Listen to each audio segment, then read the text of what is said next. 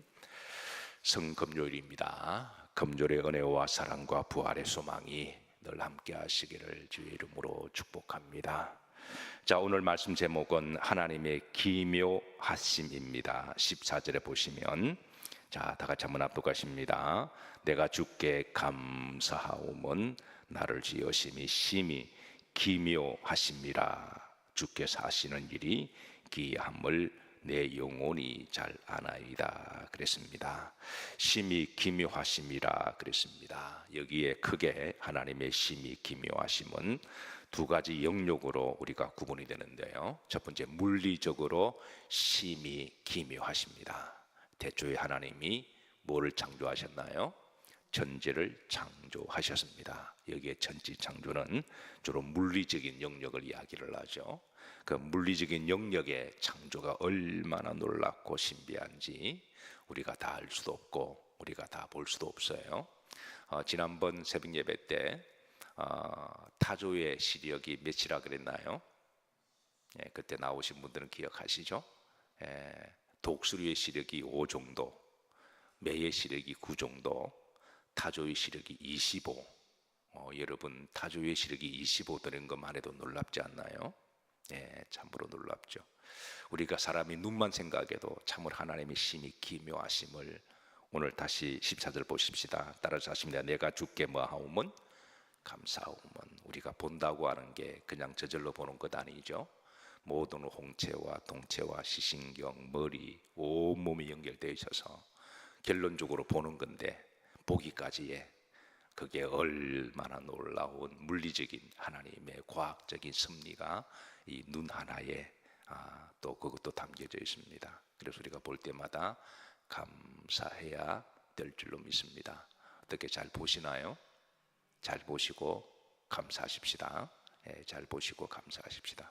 타조의 눈이 아무리 25가 될지라도 지구 밖은 볼 수 없잖아요. 그러니까 물리적인 영역 속에서도 지구 밖은 또 얼마나 광활하고 넓은가요? 우리가 하나님의 그 창조의 그 기묘함은 인간이 우리가 다 측량할 수가 없어요. 과학이 조금 발전됐다고 해서 우리가 교만할 이유가 전혀 없습니다. 그런 조금 안 것에 불과한 것이 조금 알았다고 마치 하나님이 된 것처럼 그것도 교만입니다. 하나님의 물리적인 영역은 앞으로 더 이제 발견이 될 것이고 우리가 더 놀랄 거예요.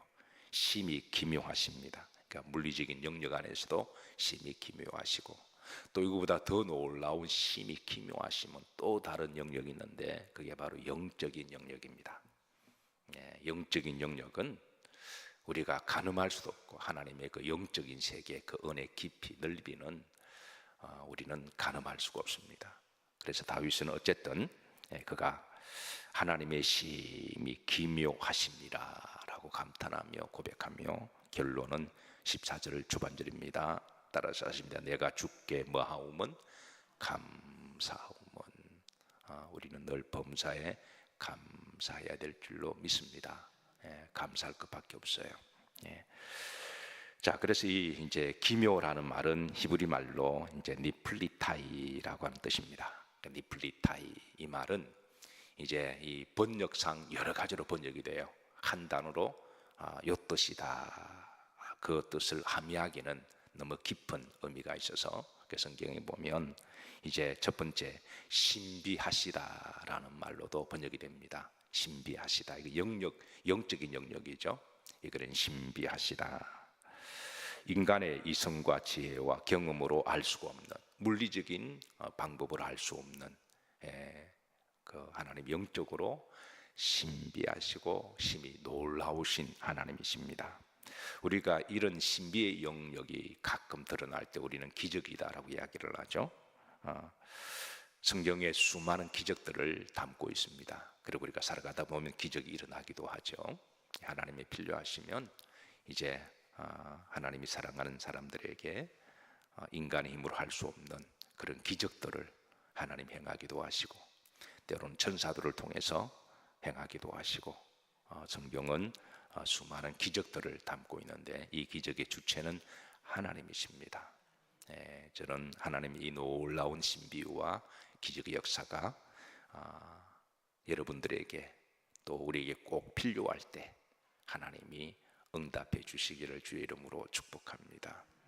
자, 두 번째, 이게 이제 니플리타이라는 말은 다른 곳에서는 완전하시다라는 뜻을 담고 있습니다. 그러니까 하나님 자체가 완전하시니까 하나님이 이제 물리적인 영역 안에서 창조하신 모든 피조물도 그 생명마다 가지고 있는 완전성의 생명의 메커니즘이 있습니다.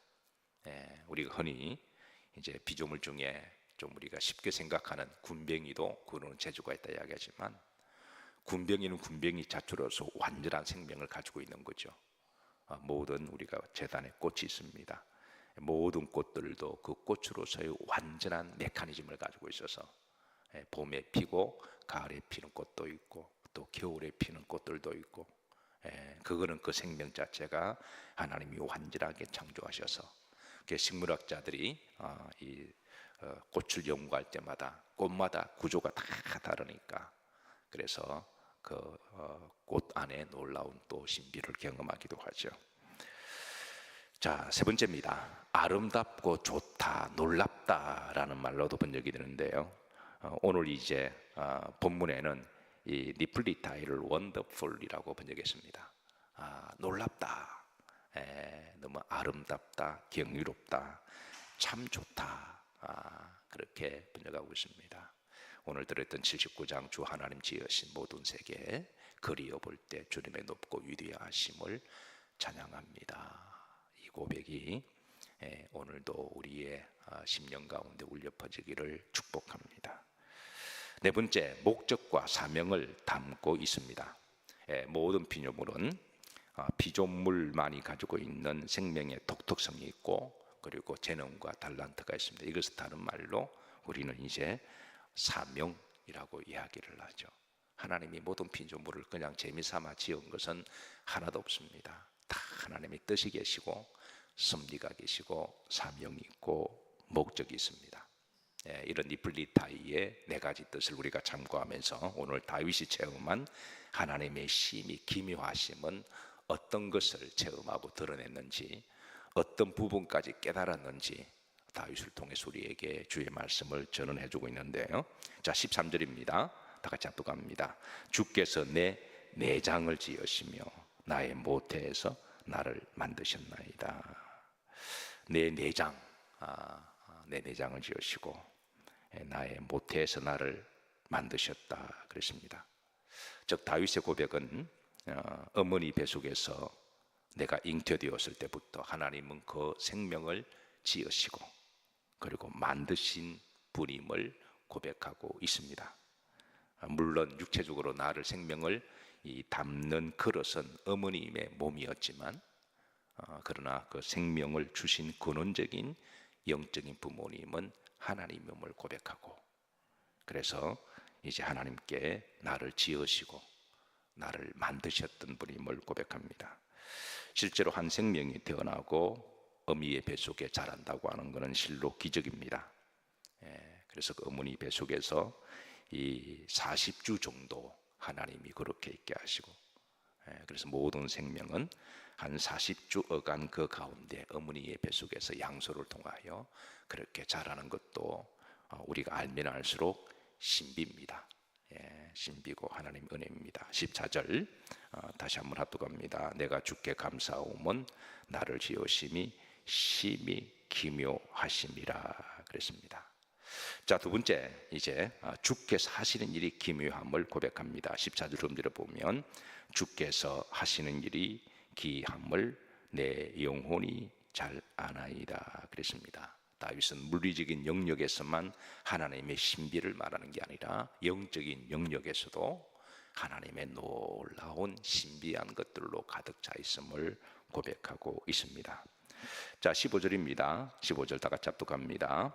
내가 은밀한 데서 지음을 받고 땅의 깊은 곳에서 기이하게 지음을 받은 때에 나의 형체가 주의 앞에 숨겨지지 못하였나이다.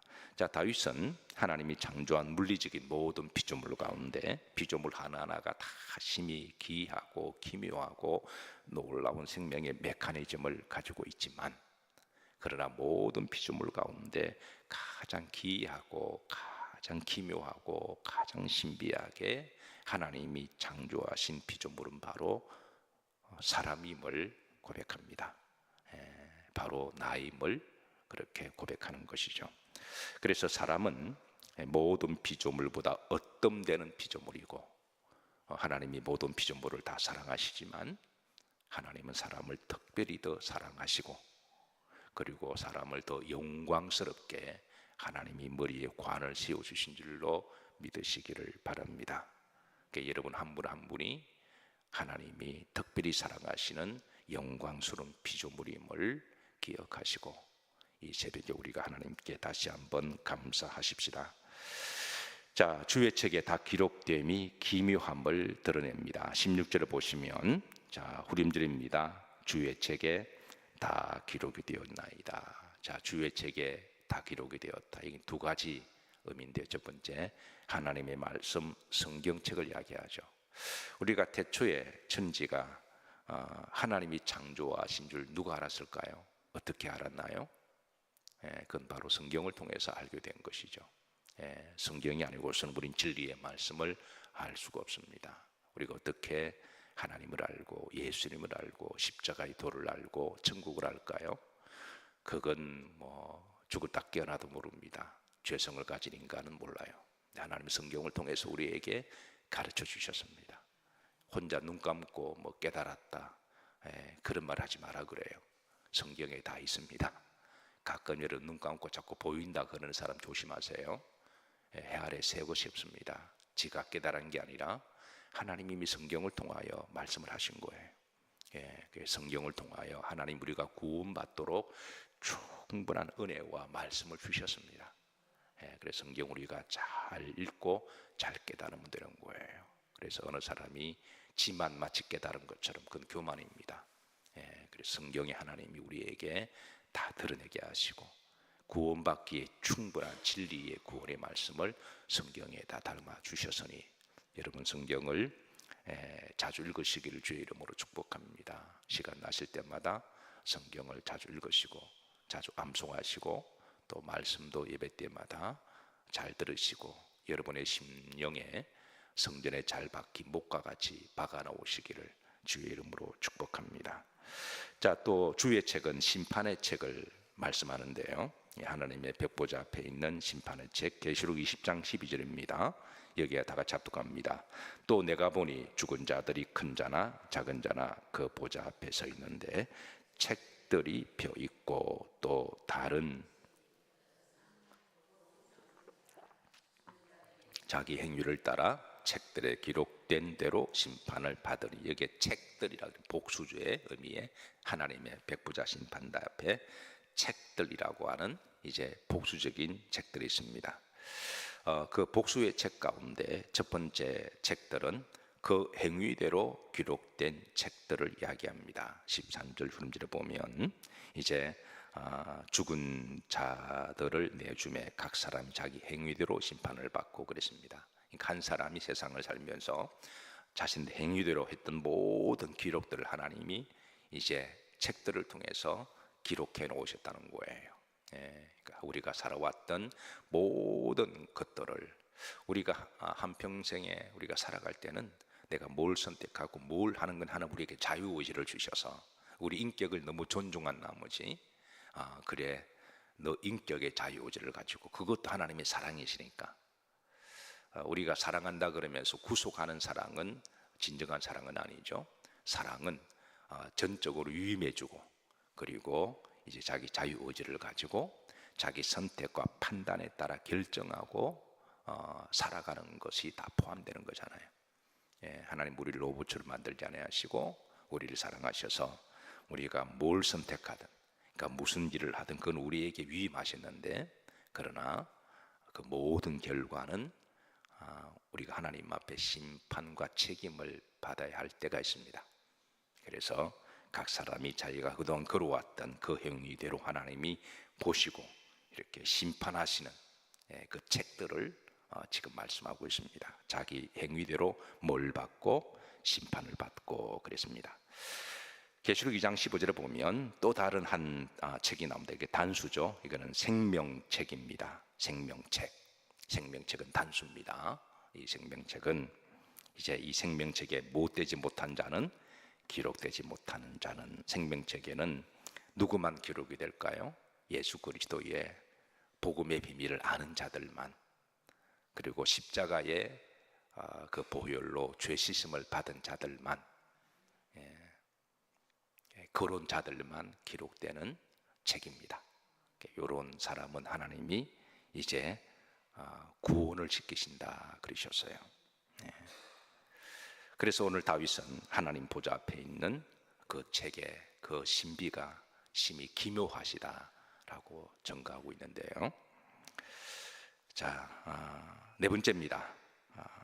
주의 생각이 어찌 그리 보배로운지 기묘하십니다. 17절인데요. 다 같이 합독합니다. 하나님이여, 주의 생각이 내게 어찌 그리 보배로운지요. 그 수가, 그 경우의 수가 어찌 그리 많은지요 라고 고백합니다. 18절에 내가 세리가 할지라도 그 수가 모래보다 많도소이다 그럽니다. 자, 이 말씀은 이제 부모가 자식을 키울 때 우리에게 좀 더 공감되는 말씀인데요. 가끔 이제 부모가 자식을 키우다 보면 그 자식이 영재같이 보일 때가 있습니다. 사실 부모가 자식을 다 영재들이죠. 얘는 천재인가 봐. 얘는 영재학교 보내야 되겠어. 이제 할머니가 되면 더 심합니다. 그 정상이. 손주가 조금만 자라면 얘는 천재인가 봐, 목사님. 놀라워요. 제가 깜짝깜짝 놀래요. 모두들 다 본인이 하게 하죠. 그러면 이제 그 엄마도 그렇고 할머니도 그렇고 하고 그렇고 이 아이에 대해서 여러 가지 경우의 수를 봅니다. 어느 날 영어를 잘하면 이 아이가 영문학 박사를 시켜야 되겠다. 거기에 쭉 알아봐요. 영어 잘하는 학교, 영어 이름도 지어주고. 그런데 어느 날 아이가 영어에 관심이 없고 수학을 또 관심 가지면 이 아이가 수학 천재인가 봐요, 목사님. 또 수학 학교를 쫙 알아봅니다. 근데 어느 날 그 아이가 또 변덕이 심해서 그림을 좀 그리면 이 아이가 예술가가 되려나 봐요. 예술가 쪽으로 쭉 알아보고, 그리고 심지어 대학까지 알아보는. 그래서 부모가 자식을 키울 때 그 아이가 뭐 하나 조금만 잘하면 조금을 잘할 때마다 거기에 대해서 플랜을 다 짜놓습니다. 경우의 수를 다 만들어 놓고. 이게 하나님의 마음이라는 거예요. 하나님 우리를 가만히 지켜보다가 우리가 이런 부분에 관심을 가지면 저런 쪽으로 제가 뭘 하려나 보다. 직장생활 들어갔습니다. 제가 직장생활을 하려나 보다. 그러면 하나님이 또 경우의수를 만들어 놓고 그쪽으로 쫙 플랜을 이렇게 짭니다. 근데 하다가 또 좀 질리고 재미가 없으면 내가 요리를만 해볼까. 또 요리를 바꾸면 하나님도 그쪽으로 경우의수를 쫙. 오늘 본문을 다시 보십시다. 이게 이제 주의 생각이 내게 어찌 그리 보배로운지 그 수가 어찌 그리 막 경우의 수가 내가 이 길로 가면 그래서 가끔 그런 질문 받습니다. 목사님, 제가 어디로 가야 될까요?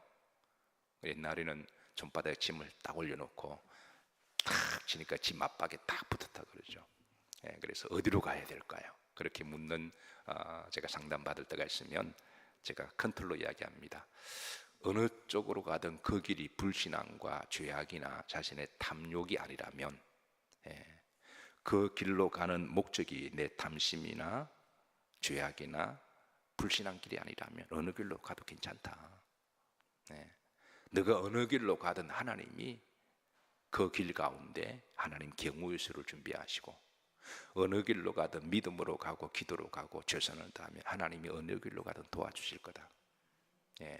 여러분, 그게 정답 아닌가요? 꼭 무당들에게 가서 물 쪽으로는 가지 마라, 산 쪽으로는 가지 마라, 그런 무당들이 하는 말이고, 하나님 우리를 향한 경우의 수가 너무나 많아요. 어느 공부를 해야 될까요? 그 공부하는 목적이 분명하다면 어느 공부를 해도 괜찮습니다. 그 정도는 하나님 우리에게 인격적으로 맡겨주셨거든요. 나를 향한 하나님의 생각이 그 경우의 수가 어찌 그리 많은지. 그래서 이제 다윗은 이런 체험적인 고백을 통하여 내가 하나님께 감사하오면 그랬습니다. 그래서 18절 흐름절입니다. 자, 합독합니다. 여전히 주와 함께 많아이다 있나이다. 나를 향한 경우의 수가 너무나 많으니, 그리고 그 경우의 수는 17절을 보시면 보배로운 경우의 수입니다.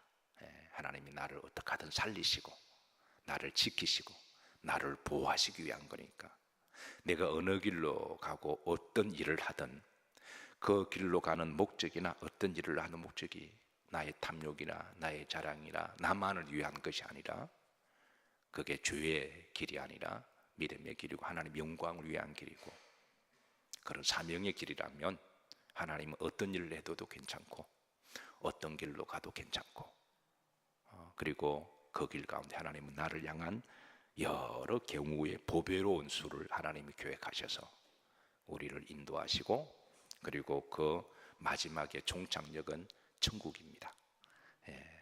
결국 우리를 구원하기 위한 하나님의 보배로운 생각이 어찌 그리 많은지, 우리는 이 땅에 살면서도 하나님이 하신 일들에 대해서 물리적인 영역이나 영적인 영역에 대해서 많이 놀라고 감동받고 감탄하겠지만, 천국 가서는 우리가 더 많이 놀랄 거예요. 더 놀라운 기묘함을 우리가 보게 될 것입니다. 오늘 다윗 고백처럼 내가 주께 뭐하오면 감사하오면, 주의 하시는 일이 너무 심히 기묘하심에 대한 그 기묘하심이 십자가 안에도 있습니다. 오늘 하루도 십자가를 기억하시고 복된 하루가 되시기를 주의 이름으로 축복합니다.